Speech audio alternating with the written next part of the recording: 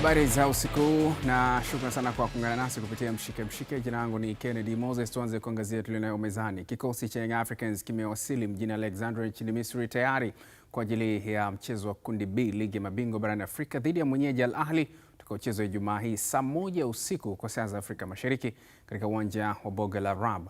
Young Africans imeanza safari alfajiri ya leo katika uwanja wa ndege wa kimataifa wa Julius Nyerere Dar es Salaam na kuwasili jijini Cairo nchini Misri na baadaye kusafiri kwa basi kwenda mji wa Alexandria ambako mechi hiyo itachezwa. Kutoka huko tulikokuwa tumegusia kwa maana ya kikosi cha Young Africans kilikowasili, turejea Dar es Salaam ambapo mjumbe wa kamati utendaji wa klabu hiyo Alex Ngai ameeleza jinsi walivyojiandaa kuhakikisha wanapata ushindi ugenini dhidi ya Al Ahly. Mechi ngumu na kama na kumbukumbu nzuri kabisa ni kwamba tuko kwenye kundi gumu vile. Tuna timu strong sana ambazo zimo mule kwenye lile kundi tukiwemo na sisi wenyewe nao vile ni strong team. Ijumaa panapo majaliwa tunaenda kucheza na Ahly Alexandria. Tunaenda kupiga pale. Itakuwa mechi ngumu sana kwetu. Tunaheshimu Ahly. Ni klabu kubwa, klabu ambayo ina mafanikio makubwa sana kwenye medani za soka barani Afrika upande wa vilabu. Lakini tumejiandaa vizuri. Tuna timu nzuri sana. Nao tumeanza kurudi kwenye rhythm yetu ambayo kidogo ilikuwa imetetereka. Naweza kusema kabisa na waamini wachezaji wangu na kiamini kikosi changu, benchi la ufundi. Nadhani mabadiliko makubwa sana watu wameyaona kwa sasa hivi tulipo. Kwa hiyo naamini kabisa tuna uwezo wa kupata alama Borg El Arab Alexandria. Kwa vyovyote ni kwamba Ahly watakuja kwa nguvu kwa sababu wanajua ni timu ya aina gani ambayo wanakuja kukutana nayo. Kuweza kupata alama 4 kwenye kundi zito kama lile ni kujichongea na vile. Lakini vile ni moja kati ya sehemu nzuri sana ambazo ni kwamba zinakufanya wapinzani wako na waendelee kukuheshimu. Kwa hiyo tunajua itakuwa mechi ngumu, mechi ambayo itakuwa na upinzani mkubwa sana. Lakini hii ni Young African brother. Hii ni Young African. Tuna kikosi bora kabisa. Tuna wachezaji mmoja ambao wana uwezo wa kubadili matokeo muda wowote wakati game inaendelea. Kwa hiyo mimi niwaondoe hofu wapenzi na wanachama wa klabu hii. Tuendelee tukiombea timu yetu. Ijumaa wachezaji waamke vizuri, utimamu uwepo. Na wakati hayo yanaendelea ni kukumbusha tu kwamba muda huu kikosi cha Wekundu wa Msimbazi Simba kimekwisha wasili kule Tunisia. Naungana na mwenzangu Akida Kilango kuweza kusikia kutoka kwake na ameambatana na kikosi hicho ili tujue nini ambacho kinaendelea. Akida, pasina shaka unanisikia? Karibu, pengine utujuze nini kinaendelea hapo Tunisia baada ya kikosi cha Simba kuwasili. Na mkeni na kusikia vizuri kabisa na kinachoendelea hapa Tunisia. Kikosi cha Simba kiliwasili hapa katika uwanja huu wa kimataifa hapa Tunisia. Ilikuwa ni takriban kama saa 12 kamili jioni kwa saa za hapa, ambapo huko nyumbani ni saa 2 usiku. Lakini sasa hivi taratibu nyingine za kuchukua mizigo zimekamilika pamoja na zile visa. Kwa hiyo kinachofuata sasa ni kuweza kuondoka kwa ajili ya kwenda hotelini kwa ajili ya kuangalia hatua nyingine ambazo zitakuwa zinafuatia kwa mujibu wa ratiba ambayo itakuwa imepangwa, na tutaweza pia kuzungumza na meneja wa timu ili basi aweze kutuambia kwamba Patrick Imamu kwamba ni kitu gani ambacho kinafuata. So hali ya kikosi kuwasili kwake na mipango mingine iko vipi hasa hapo airport mkitoka, mipango ni ipi ama haujazungumza nao bado?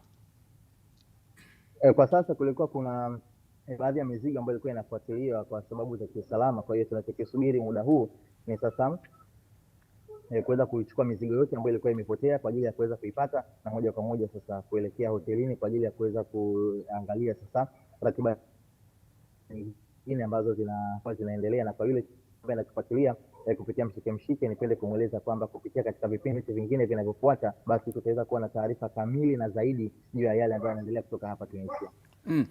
Kuna mengi yamekuwa yanazungumzwa kuhusiana na Wekundu wa Msimbazi Simba, nyota wapya waliosajiliwa ambao wametajwa na wengine washatambulishwa, wengine wanaozungumzwa. Sofa kwa kikosi ambacho umesafiri nacho, kwa namna ulivyoona, nyota wanaozungumzwa wameshasajiliwa na wengine ambao wanazungumzwa hapo kwenye mchakato wa kusajiliwa, umewaona wakiwa sehemu ya hicho kikosi? Hadi sasa bado hatujawaona, lakini kama ambavyo nimekueleza hapo awali kwamba baada ya kuzungumza na meneja wa timu, yeye ndiye ambaye atakuwa na mamlaka zaidi ya kuzungumza kuhusu nani ambao amesajiliwa, kwa sababu Kenya kama unavyofahamu mbali na kusafiri na timu hizi, lakini muda mwingine kunakuwa kuna yale ambao wanahitaji yaweze kuzungumzwa na wao wenyewe, lakini mengine ambao sisi kama waandishi wa habari pia tunakuwa tunapewa nafasi ya kuweza kuzungumza. Lakini kwenye kusafiri pengine nyota kama Clatous Chama tumeona ametambulishwa jana, umemuona kwenye msafara huo?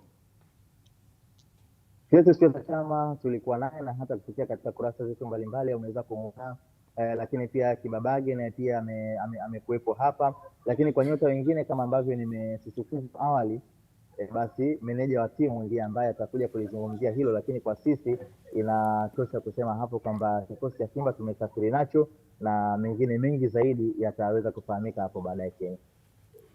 Shukrani sana Kide Kilango kutoka huko Tunisia. Basi nashaka tutapata mengi kutoka kwako ukiwa umeambatana na Kisicho. Ni mwenzangu Kide Kilango kutoka Tunisia akiwa ameambatana na kikosi cha wekundu wa Msimbazi Simba ambao watakuwa na mchezo wa ligi ya mabingwa wikendi hii. Tukisalia hapo kwenye kutazama yanayojiri kwenye anga za kimataifa, tugeukie Young Africans. Wakati hayo mengine yanaendelea, wachezaji wa zamani wa Young Africans Mohamed Kampira na Mohamed Hussein Machinga wana imani kubwa kuwa timu yao itafanya vizuri katika mchezo wa Ijumaa wa ligi ya mabingwa barani Afrika dhidi ya Al Ahly ya kule Misri. Ni kwamba mwenye macho haambiwi tazama. Mabadiliko yaliyofanywa na Yanga kwa siku mbili hizi kila mtu kayaona. Kwa hiyo sisi hatuna cha kuzungumza. Mambo tunaachia dakika 90 uwanjani. Lakini ukweli uko wazi kwamba Yanga amefanya mabadiliko makubwa katika timu yake, na mabadiliko yaliyofanywa kila mtu ameona, sio siri. Na kama unavyojua kwamba mpira uchezwi chumbani, mpira unachezwa hadharani, kila mtu kaona. Kila mtu ameshuhudia mabadiliko ya Yanga dakika 10 hizi. Kwa hiyo mimi ninachosema kwamba almuhimu tuachie tu dakika 90. Ukweli uko pale kwamba Yanga sio mwenyeji wa timu za Kiarabu. Umeona bwana? Tulishafungwa na Waarabu, tushashinda sana na Waarabu. Kwa sisi wao Al Ahly tuwaogope. Tunaona kama timu ya kawaida tu. Na hivyo tunaombea Ijumaa ifike haraka. Umeona bwana? Kwa hiyo nyinyi msio na wasiwasi nao. Kaeni kama wewe mwana Yanga, basi chukua majani yako, funga katika mfuko wako kabisa, ushangilie. Kwa hiyo Yanga sasa hivi haikubahatisha, na unajua kadri siku zinavyokwenda viongozi wa Yanga ndio wana gain experience. Umeona bwana? Kadri muda unavyokwenda viongozi wa Yanga ndio wanatanuka kiakili, wanatanuka kimawazo, wanatanuka kisoka. Kwa hiyo mimi nasema kwamba watu, sisemi kwamba ni bashiri kwamba Yanga atashinda, lakini wakae tu washangilie. Sasa washangilia nini watajua wao. Na nawashukuru viongozi wa klabu yetu jinsi gani timu wameiandaa vizuri, na unaona kabisa kwenye mchezo wetu wa ligi wa kwanza tumefanya vizuri, na tunakokwenda mimi na imani kubwa timu itafanya vizuri kwa sababu maandalizi yamekuwa mazuri, na tumeongeza wachezaji ambao combination ya timu kwa kipindi kifupi tu imeonekana ni mzuri sana. Unajua unapocheza away lazima utengeneze mipango mizuri ya kupata draw.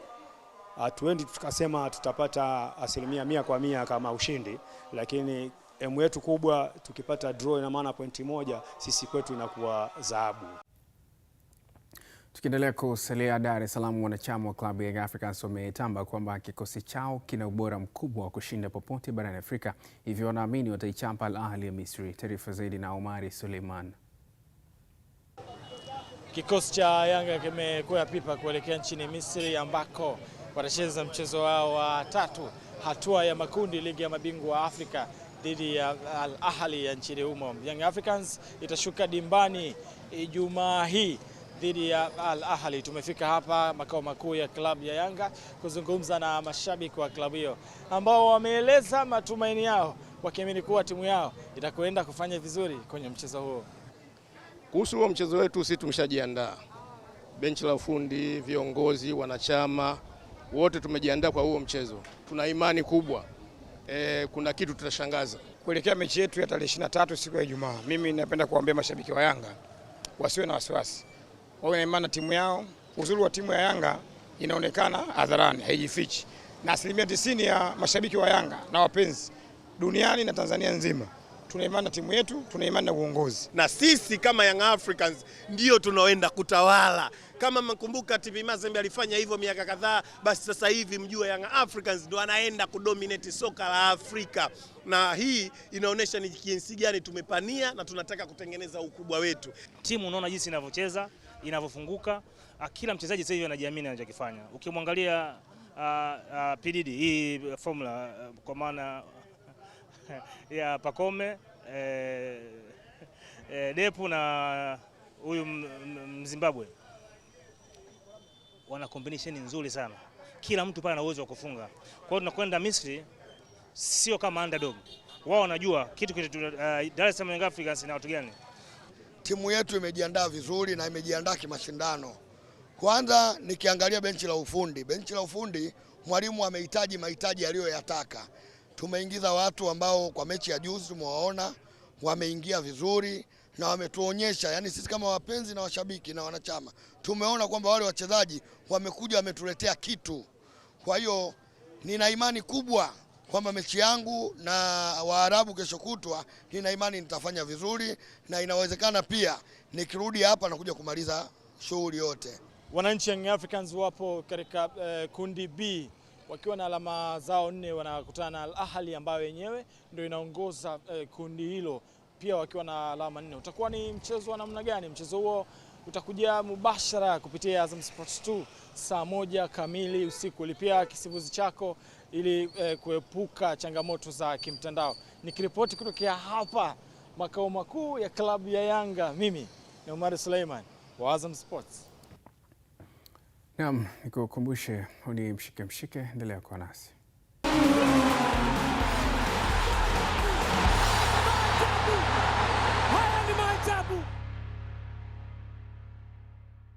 Kwa kuendelea kwa nasi, tuendelea kuangazia tulionayo mezani kuelekea upande wa pili sasa, ambapo kikosi cha Simba kimewasili jijini Tunis nchini Tunisia kwa ajili ya mchezo wa kundi D ligi ya mabingwa barani Afrika dhidi ya mwenyeji wao Esperance kule Tunisia. Wakati hayo yakiendelea, mashabiki wa wekundu wa Msimbazi Simba wamesema kuwa kikosi hicho lazima kitashinda mchezo huo. Imani kubwa na Simba Sports Club kwa sababu ndio timu ya mfano hapa Tanzania. Yaani ukizungumzia mpira wa Tanzania ngazi ya kimataifa, kama hukuitaja Simba utakuwa hujatendea haki. Kwa hiyo nina imani kwa sababu wanakwenda kuanzia walipoishia. Tukio kama hili si mara ya kwanza kutukuta. Tulishakutana katika misimu miwili nyuma. Tukiwa tuna kundi na Vipers, tulikuwa na Raja Casablanca, tulikuwa na nani ambao tulimchukua Kamara, ambao tulifungwa mechi 2 mfululizo. Na baada ya hapo watu tuliwashangaza. Ilikuwa kama hivi, tulianzia ugenini, tukapata matokeo, turudi nyumbani, tukapata matokeo. Baada ya hapo Simba ikaenda robo finali. Tulikuwa tumempoteza mpishi mmoja pale katikati ambao anaweza akatupitishia timu yetu kwa vizuri na akarudi. Kwa matumaini ninavyomuona Chama anaweza akatusaidia na tukasonga mbele na mechi hii inayopita. Kwa matumaini yangu na Simba jinsi ninavyojua tunaweza tukavuka kwa ishara ya Mungu. Simba sio mara moja, washawahi kupoteza mechi 2 kwenye mashindano ya Champions League. Lakini mwisho wa siku kaja tukapindua meza, tukampiga Oroya nje ndani, tukaja hapa tukamaliza mchezo nyumbani. Tunapokwenda kwa michezo ya kimataifa, Simba naikubali, na Simba inafanyaga matukio ya kuwastaabisha Watanzania. Na ni Simba ambayo imeunganisha klabu ya soka na kujulikana Tanzania kama una klabu za michezo ni Simba. Kwa hiyo nawaambia tu Watanzania, wapenzi wa Simba, wasikate tamaa. Simba bado tunayo na tutaendelea kuwa nayo, na walipokwenda na imani alama 3 tunazipata yani kiulaini kabisa. Wajipange. Maana tunaenda kwa hasira zote. Tunahitaji matokeo. Tunahitaji turudi na pointi zetu 3. Ule ni mpira, au sio bwana? Alafu ni mpira. Kila kitu ambacho mtanguliza Mwenyezi Mungu. Au sio bwana? Tunaiombea, tunaipa matumaini kama shabiki. Hatuwezi kukata tamaa. Kwa sababu ile timu yetu tunaikubali. Hatuwezi kusikia maneno ya watu wa upande wa pili. Ile ni timu yetu na tunaiombea na Mwenyezi Mungu atatujalia tupate pointi. Wakati akiendelea, turejea hapa Dar es Salaam ambapo wachezaji wa zamani wa soka nchini Aziz Said maarufu kama Aziz Hunter na Dua Said wametoa maoni yao kuelekea mchezo wa Esperance ya kule Tunisia dhidi ya wekundu wa Msimbazi Simba, wakiamini kuwa Simba inaweza kufanya vizuri licha ya ugumu watakaokutana nao. Mechi na Mtibwa na Simba tofauti asilimia karibu 100 na mechi Experience de Tunis. Mechi ya Mtibwa ni mechi, ilikuwa mechi ya ligi na Mtibwa alikuwa underdog kwa Simba Sports Club. Simba ni timu kubwa sana kwa Mtibwa. Lakini mechi hiyo tunaenda kucheza huko ni mechi ya Champions League. Yaani mechi ya Magiant. Alafu ni ya raundi ya pili. Na ikiwa sisi tushapoteza mechi 2 nyumbani moja na ugenini moja, na hiyo tunaenda kucheza ugenini na mwalimu mpya, mimi nafikiri hapo mwalimu anakuwa amefocus na pointi moja kwanza. Timu isifunguke. tucheze game ya combination ambayo timu haitakiwi kufunguka ikaruhusu mabao. Inatoka mara moja inarudi tena katika mfumo wake. Inatakiwa lazima turudi na pointi moja. Tukirudi na pointi moja basi uhakika wa Simba kufanya vizuri mechi ijayo utakuwa mkubwa sana. Mawazo yangu nategemea Simba kwenda kufanya vizuri.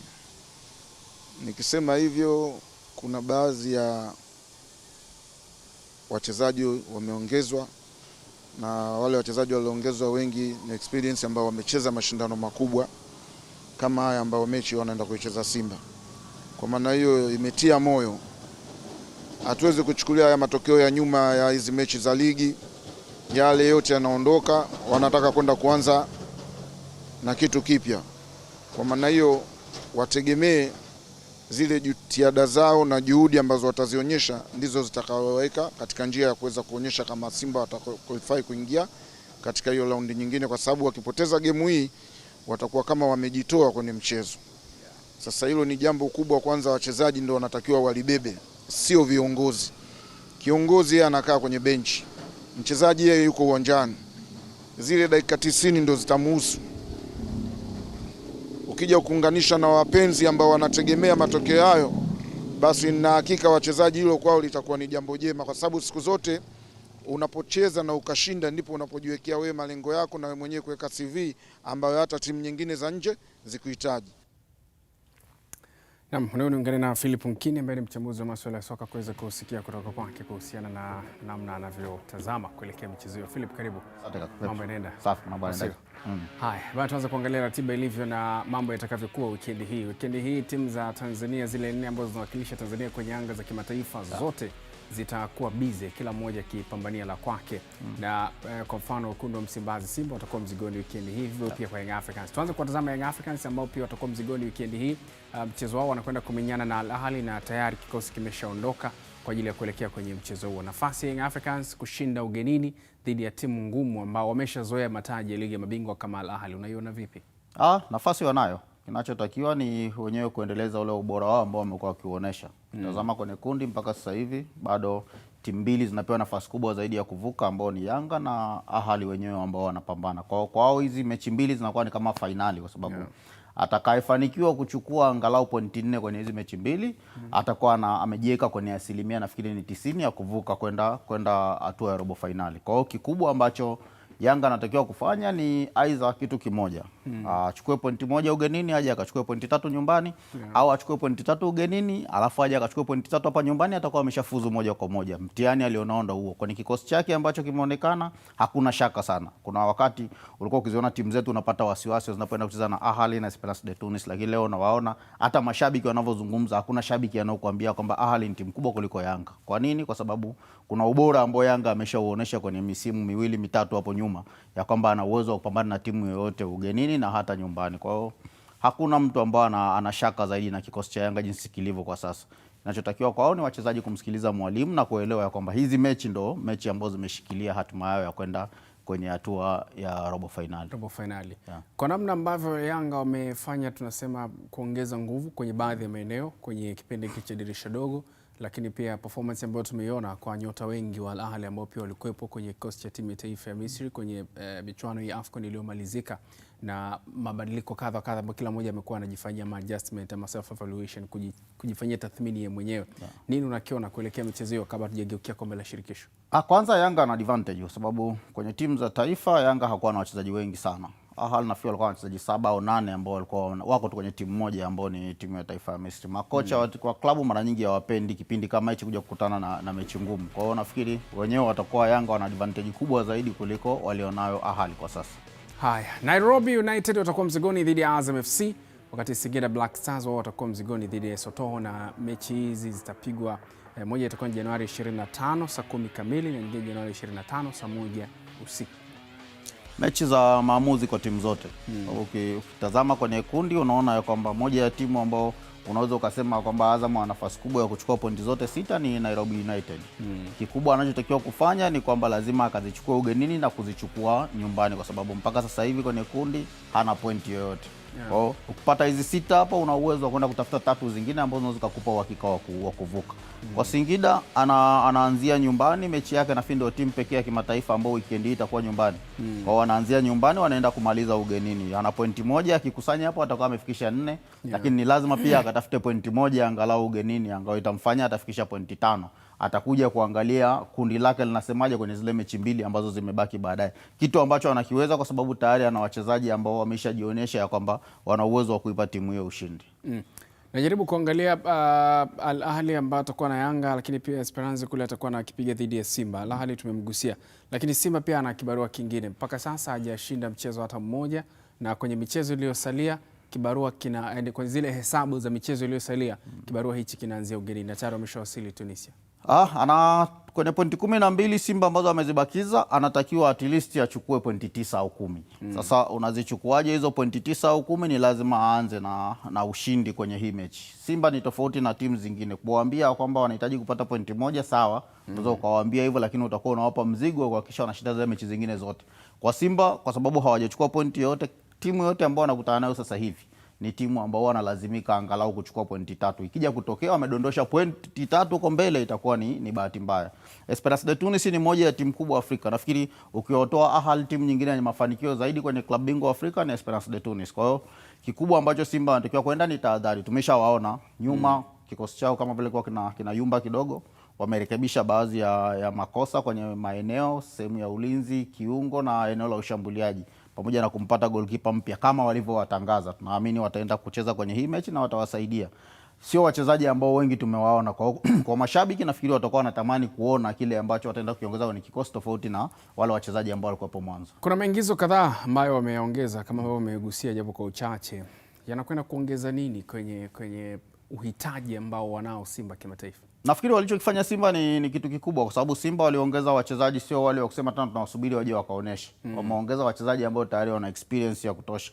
Unapomzungumzia mchezaji kama Kibabage, unapomzungumzia Chama, unamzungumzia goalkeeper ambao ameongeza na daka timu ya taifa, na wale wachezaji wengine wote ambao hapo, ule mchezaji wa Guinea tulimuona hapa alikuja na timu yake. Sio wachezaji wa kusema kwamba tunawasubiria wakaamke mwakani. Yaani ni wachezaji ambao unawachukua leo, kesho unahitaji wakupe kitu uwanjani. Ndio kitu ambacho Simba walikuwa wanatakiwa kukifanya kwa sasa, na ukiangalia wameziba kwenye maeneo yote. Wametoka goalkeeper, mabeki, viungo na sehemu ya ushambuliaji. Kwa hiyo tunaamini ya kwamba kuna kitu mwalimu atakuwa amekiona. Mwalimu ni mpya, wanaenda nayo kwenye mechi hizi. Pressure ni kubwa kwake kwa sababu uko nyuma, timu haikusanya pointi zozote. Kwa hiyo kikubwa ni wenyewe sasa kusikiliza mwalimu atawaambia nini ili waweze kuvuka kwenye kipindi hichi ambacho ni kigumu zaidi kwao, nafikiri kwenye misimu ya hivi karibuni. Haya, kwa pengine tukiwa tunakamilisha sasa kwa namna ambavyo umewaona wote. Yanga amejiandaa kwa nafasi yake, yuko ugenini. Simba amejiandaa kwa nafasi yake, yupo ugenini.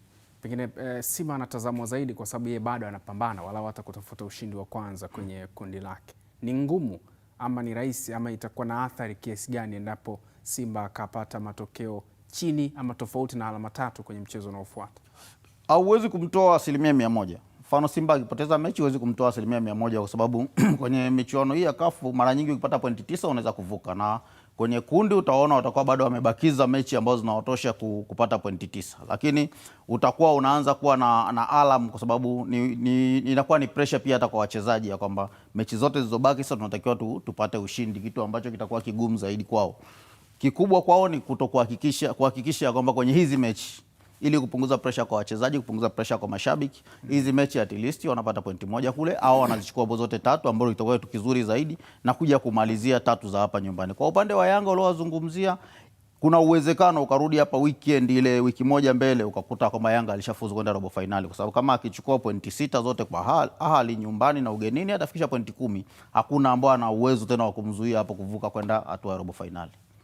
Haya, tarejea kwa ajili ya uchambuzi zaidi, lakini kwa sasa ni mkumbushe tu mtazamaji kwamba tukitoka mapumziko mafupi, miongoni mwa wale ambao tutakujuza ni pamoja na haya. Wakatamiwa Mtibwa Sugar waisambaratisha Mbeya City kwenye ligi kuu soka Tanzania bara hii leo, na mabondia Felicia Mashauri na Hawa Stamford watambiana kuelekea usiku wa vitasa. Mshike endelea kuwa nasi.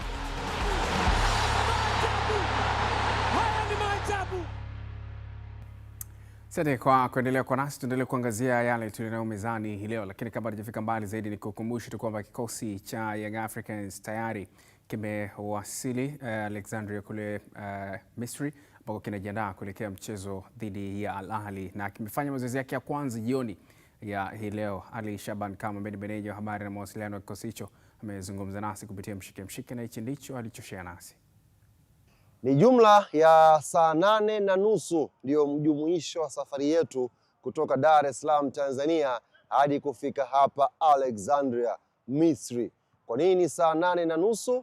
Ni kwa sababu tuliondoka Dar es Salaam mpaka Cairo saa 6 angani.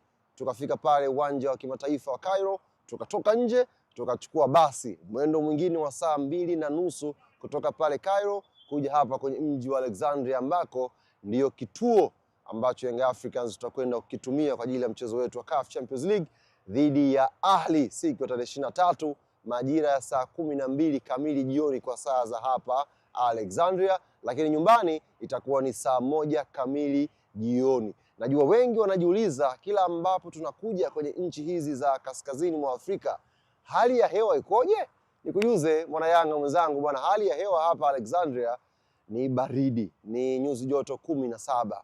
Ukija kichwa hivi unaweza ukaona kama kawaida, lakini kinapuliza kweli kweli. Baridi ni kali kweli kweli, lakini huwezi kufananisha na hali ambayo tutanayo kule Algeria. Kwa Algeria ilikuwa funga kazi. Hapa kidogo nyuzi joto 17 tunaweza kusurvive. Tutazungumza na daktari wa klabu ya Young Africans Moses Tutu kutuelezea sasa kitaalam hii hali ya hewa wanaweza ipo kupambana nayo kuandaa wachezaji kwenda kwenye mchezo. Hali ya timu bwana, baada ya kufika hapa tumekuja kwenye viwanja vya hoteli ya Radisson Blu kwa ajili ya recovery session na session yetu ya kwanza kabla ya kufanya session ya pili siku ya kesho inshallah, ambayo itakuwa ni session ya mwisho kuelekea siku ya mchezo. Habari njema ni kwamba kesho pia patakuwa na mkutano na waandishi wa habari na Mwalimu Pedro amemteua Star Boy Alan Okello kuongozana naye kwenda kwenye mkutano wa waandishi wa habari. Nikuombe mshabiki, mwanachama na mpenzi wa klabu yetu Young Africans, tayari jeshi lako limefika hapa Alexandria, tayari tuko tayari kwa ajili ya kuelekea kwenye mchezo. Jukumu lako hapo nyumbani ni kuendelea kuiombea dua timu yetu, na naamini inshallah ndio kwanza safari imeanza kuelekea tiketi ya robo finali.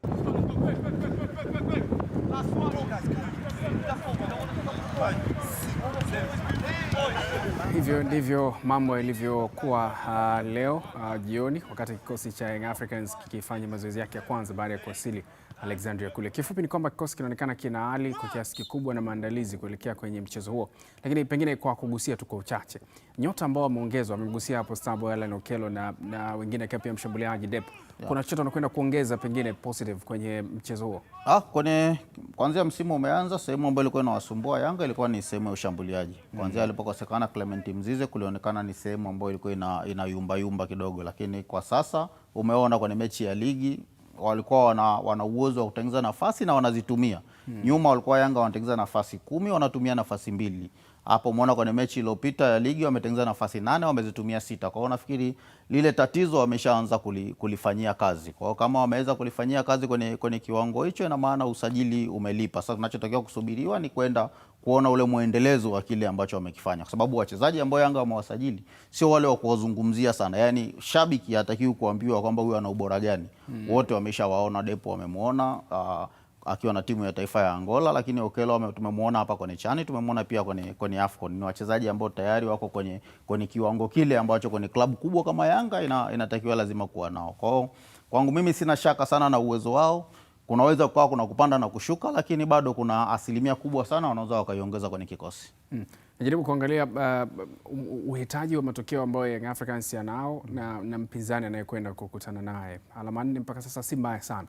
Lakini kama akifunga biashara asubuhi inakuwa nzuri zaidi kuliko kusubiri huko mwishoni. Na mtazama kocha Pedro Goncalves kama ambavyo anapenda kujiita yeye, atakwenda kwa approach ya namna gani kwenye mchezo huu?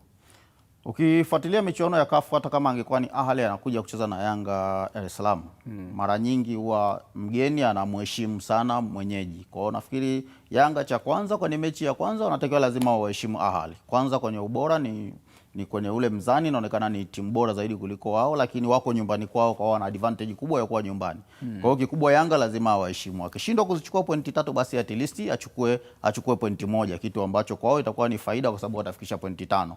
Watakuwa ni 5-5 na Ali watakuja kubata kwenye mechi ya mwisho uwanja wa Amani Zanzibar, sehemu ambapo mimi naamini Yanga wana uwezo mzuri zaidi wa kuchukua pointi 3 pale. Kwa hii ya kwanza mimi ningewashauri tu ya kwamba mwalimu atumie mbinu zake ambazo anaweza za kuhakikisha kwamba anachukua pointi 1.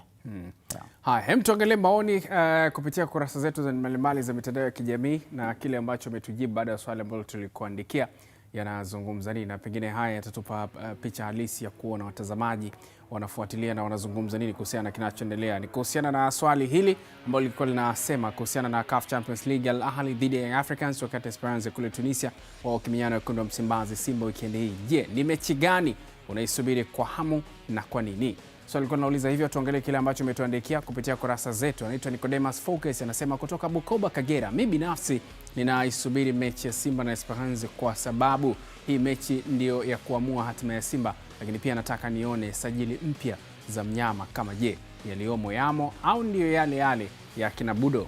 Anasema Nyaru Junior anajiita hivyo, anasema sio mimi tu, Afrika yote watafuatilia zaidi mechi ya Al Ahly na Young Africans kwa sababu hata CAF wenyewe walishasema macho yote kundi B.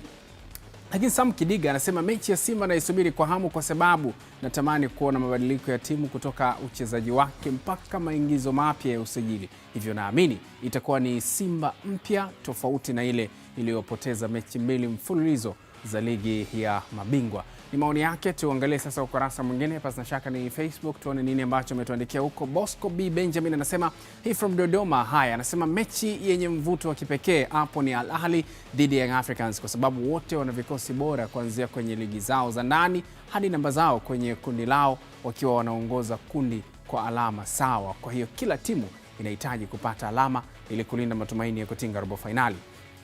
Leonard Mipawa Thomas anasema kutokea Mvomero, binafsi kwa ukubwa wa timu zetu za Kariakoo mechi zote ni nzuri, ila naisubiri kwa hamu zaidi mechi ya Al Ahly na Young Africans kutokana na mwendelezo wao mzuri wa sasa.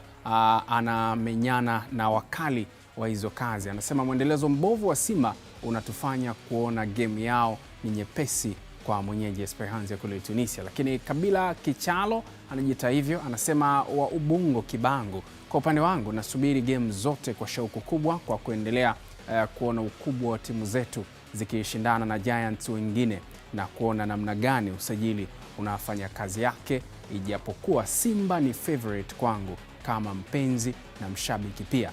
Ikawe heri huko Tunis. Amemaliza hivyo. Ni maoni ya baadhi ya wadau mbalimbali ambao umetuandikia kupitia kurasa zetu. Umeamua nini? Mashabiki wana hamu ya kuziona timu zao. Unaona wote wanatofautiana, kuna ambao wanataka mechi ya Simba ya Yanga, lakini wote wanaamini kwamba timu zao sasa hivi zina ubora. Kuna wale waliozungumzia kuhusiana na Giant wa Afrika, ni kweli Al Ahly ndio timu bora zaidi kwenye ligi ya mabingwa ambayo imechukua ubingwa mara nyingi. Esperance wanafuata, kwa hiyo hakuna shaka kwa huyo shabiki alioamini kwamba zinaenda kucheza na Giant wa Afrika. Nashukuru sana. Tutapata saa mwingine kujadili mengi zaidi. Ni Philip Nkini nikizungumza naye kuhusiana na yale ambayo nimekuwa nikikujuza hapa. Na sasa tuwageukie matajiri wa jiji Azam FC, ambapo matajiri hao wameendelea na mazoezi leo jioni kule Nairobi nchini Kenya kujiandaa na mchezo wao unaofuata wa hatua ya makundi kombe la shirikisho barani Afrika dhidi ya mwenyeji wao Nairobi United utakaochezwa Jumapili majira ya saa 10 jioni. James Samuel ameambatana na kikosi hicho na hii ni taarifa yake. Ni siku ya kwanza nchini Kenya kikosi cha Azam FC baada ya kuwasili hapo jana. Leo kimeanza mazoezi rasmi kuelekea mchezo tarehe 25 dhidi ya Nairobi United. Na uwanja ambao unatumika kufanyia mazoezi kwa kikosi hiki ni Sako Police Stadium. Ndipo ambapo uwanja huu unapatikana katikati ya jiji la Nairobi. Kikosi kizima ambacho kimesafiri na timu kimefanya mazoezi. Wote wachezaji 25 chini ya kocha Florent Ibenge wamehudhuria mazoezi haya ambayo yalianza saa 10 jioni na kumalizika majira ya saa 12. Kamera mshike viwanjani imekutana na kocha Florent Ibenge. Alikuwa na haya ya kuelezea kuhusiana na mazoezi ya kwanza, lakini vile maandalizi ya kikosi chake kwa ujumla kuelekea mchezo siku ya Jumapili. It was really important to share the group because as you said, one group played yesterday, so they have to recover. and the other one didn't play, so I'm going to push them to have the rhythm of the game. And after that, tomorrow we are going to train together, and we start the tactics to know how we are going to attack this team, how we are going to defend against this team, and also how we are going to play the set pieces. According to the draw, I think we weren't favorite. I think the first one in the group, it was Wydad, and the second was Maniema Union, and Nairobi and ourselves, we were in the last pot. So for now it's logical.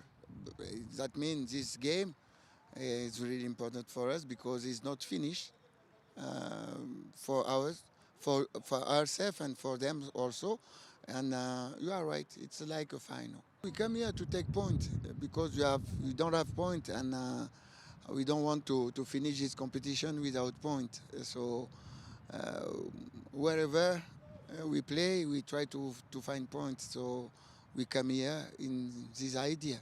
Mchezaji mwandamizi wa Azam FC ambaye kihistoria amecheza michezo mingi ya namna hii yenye pressure ya namna hii ya kuhitaji matokeo, Aishi Salum Manula alikuwa na haya kuelezea kutoka upande wa wachezaji. Kijumla tuko na hali nzuri, kama ilivyoada baada ya mchezo wetu wa jana tumeweza kusafiri kuja Nairobi na tumefika, na leo tumekuwa na session ya mwanzo. Kwa nadhani kwa wale ambao walicheza mechi kama mlivyoona walikuwa na recovery session, lakini pia si ambao hatujacheza mechi tumekuwa na session ya kawaida kwa ajili ya kuendelea na maandalizi ya mchezo wetu. Nadhani kila mmoja wetu anatambua umuhimu wa mchezo huu, na kwa namna ambavyo kundi limekaa tumeuendea mchezo huu ni kwamba utakuwa mchezo mgumu, ni mchezo ambao utaamua hatima yetu sisi na wenzetu Nairobi United. Kulingana na ugumu wa huu mchezo na kwetu sisi, nadhani it's a final game kwa kwetu sisi sote, na malengo yetu ni kuweza kuvuka hatua hii ya makundi na kwenda robo finali. Kwa hiyo kama tunakuwa na malengo kama hayo, nadhani tuna kila sababu ya kupambana kuhakikisha tunapata ushindi katika uwanja wa ugenini, lakini pia kabla tujafikiria mchezo wetu wa nyumbani, tuna kila sababu ya kuweka nguvu zote kuhakikisha tunashinda mchezo wa away. Hayo ni machache kati ya mengi ambayo yamejiri hapa Sako Polisi, uwanja wa mazoezi wa Azam FC siku ya kwanza, lakini bado kuna takriban siku 4 kuifikia siku ya Jumapili ambapo mchezo utafanyika. Ripoti zote kutoka Nairobi, Kenya zinakujia. Mbele ya kamera ni James Samuel, lakini nyuma ya kamera ni Shishila Mzava wa Azam Sports. Naibu balozi wa Tanzania nchini Kenya Dr. Bernard Yohana Kibese ameitembelea Azam FC na ameihakikishia mazingira mazuri kuelekea mchezo wao dhidi ya Nairobi United, kombe la shirikisho barani Afrika. Timu yetu ya Azam tumewapokea vizuri, wana afya njema, wana hali njema, na tuna uhakika mambo yatakwenda vizuri sana. Azam kwanza tuhakikishie kabisa tangu walipofika wako salama, lakini tunahakikisha kwamba timu inapata ushirikiano wa kila aina ili kuwawezesha wawe huru kifikra, wawe huru kiutayari, ili mradi jambo letu ni moja, kwamba sisi pamoja na wao nia yetu ni kupata ushindi hapo tarehe 25 siku ya mechi. Mimi kama mwakilishi wa serikali nawaambia tu Azam kwamba nyinyi fanyeni mambo, mama yuko na nyinyi, na mama kama kawaida yake basi anasema fanyeni na yatafanya mambo yake.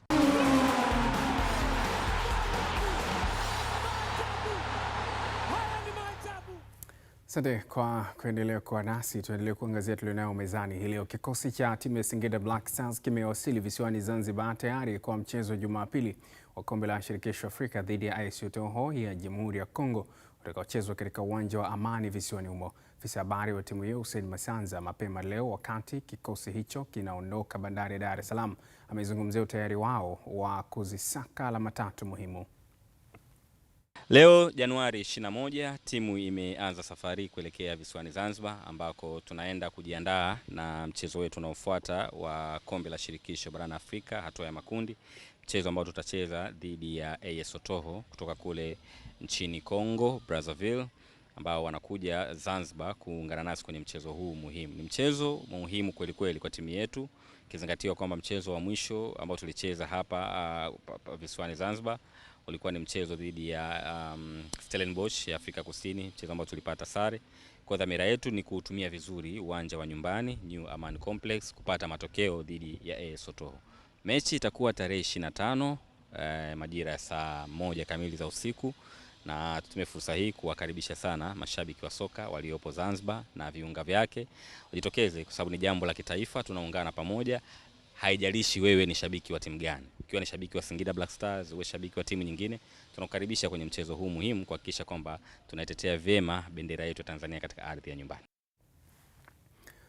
Nao viongozi wa Young Africans wamewatunuku vyeti vya ithibati wanachama kutoka matawi yaliyokidhi vigezo katika hafla iliyofanyika leo makao makuu ya klabu hiyo Jangwani, Kariakoo, Dar es Salaam, huku ikihudhuriwa na viongozi wa kamati ya utendaji, mkurugenzi wa masoko na wanachama pamoja na mashabiki wa Young Africans Ibrahim Samuel pamoja na mjumbe wa kamati ya utendaji Rogers Gumbo wameelezea umuhimu wa sababu ya tukio hilo. Siku ya leo tumekutana hapa ikiwa ni siku maalum, kwa hafla maalum kwa yale matawi ambayo yamefikisha wanachama 100 kwa ndani ya nchi na yale ya nje ya nchi ambayo yamefikisha wanachama 20, ambapo leo tuna matawi na wawakilishi kutoka kila tawi wawili kwa ajili ya kupokea vyeti vyao vya ithibati ndani ya hafla hii, pamoja na wawakilishi kutoka nchi 6 ambazo Young Africans na matawi yake, na tayari matawi hayo ndani ya miezi 6 yameweza kukidhi ithibati zao. Lakini kabla ya kwenda mbele, napenda niwapongeze. Kwanza kabisa nianze kwa kupongeza viongozi wa matawi mliopo hapa ndani na ambao mjaweza kufika, ambao matawi yenu yamekuwa yakilipa ada kila msimu mfululizo na mmekuwa mkipokea ithibati. Nyinyi ni mfano bora wa kuigwa. Kwa hiyo hawa ni mfano wa matawi mengine ambayo tutaendelea kusimamia katiba yetu ibara ya 13 kifungu namba 3. Ada ya Young Africans unapaswa kuilipa mpaka pale utakapoachana na dunia hii. Hela yetu itadaiwa kama rejesho la benki. Mfano mzuri yule pale. Sasa baada ya kusema haya, kwa umaalumu wake, Young Africans tunaelekea kwenye uchaguzi wa matawi. Huu ni mwaka wetu wa uchaguzi wa matawi na mwaka wetu pia wa uchaguzi mkuu. Na waomba sana viongozi wa matawi mliopo hapa, kwa heshima kubwa ya kuheshimisha klabu yetu, muendelee kuisimamia katiba yetu. Wanachama wana nguvu kubwa ndani ya klabu yetu. Kwa hiyo ni lazima tuwafahamu kama wana nguvu wako wapi, ni wangapi na ni kina nani. Kwa hiyo hili ambalo linafanyika leo ni muhimu sana, kuendana na kule kwenye kile ambacho tunakitaka, mabadiliko ndani ya klabu yetu. Na wakatamiwa Mtibwa Sugar wameicharaza Mbeya City FC magoli 2-1 katika mchezo wa ligi kuu ya NBC uliochezwa leo jioni katika uwanja wa Jamhuri kule Dodoma. Magoli ya Mtibwa Sugar yamefungwa na George Chota na Said Mkopi, huko goli la kuvutia machozi kwa upande wa Mbeya City likiwekwa kambani na Eliud Ambokile. Joyce Mwakalinga na ripoti zaidi kuhusiana na mchezo huo.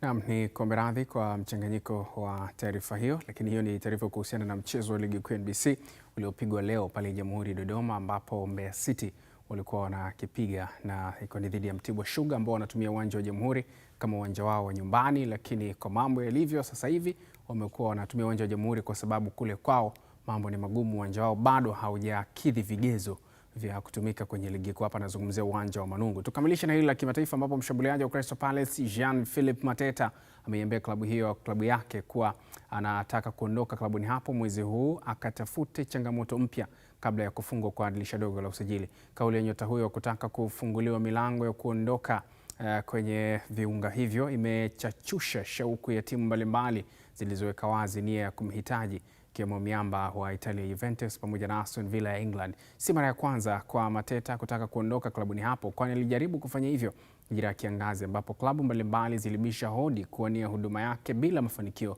licha ya mkataba wake kutarajiwa kufika ukomo mwezi Juni mwakani. Faransa huyo aliyewahi kukipiga kwenye klabu ya Olympic Lyon na Mainz 05 ya Ufaransa na kule Ujerumani mtawalia hajafikia makubaliano yoyote ya kuongeza mkataba mpya mpaka sasa, huko Palace wakihitaji zaidi ya pound milioni 30 kuweza kumwachia nyota huyo.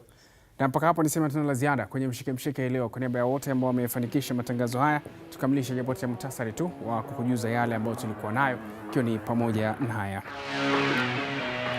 Wananchi Young Africans wamewasili mjini Alexandria kuivaa Al Ahly ligi ya mabingwa barani Afrika.